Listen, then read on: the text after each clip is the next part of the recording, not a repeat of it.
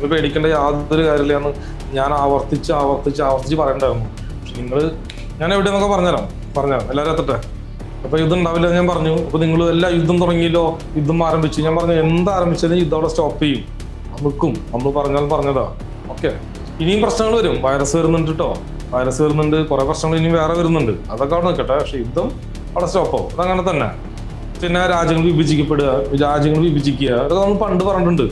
രാജ്യങ്ങൾ വിഭജിക്കുക, ഇങ്ങനെ പ്രശ്നങ്ങളൊക്കെയാണ് ഇനി നടക്കാൻ പോകുന്നത്. വലിയ സുനാമികൾ, ഭൂകമ്പങ്ങൾ, കടലിൽ ഭൂകമ്പം, സുനാമി, കപ്പലിൽ തീപിടിക്കുക, കപ്പൽ പൊട്ടുക, കപ്പൽ തകര, കപ്പലുമായി ബന്ധപ്പെട്ട കാര്യങ്ങൾ, ഇങ്ങനത്തെ കാര്യങ്ങളൊക്കെയാണ് ഇനി ഇവിടെ സംഭവിക്കാൻ പോകുന്നത്.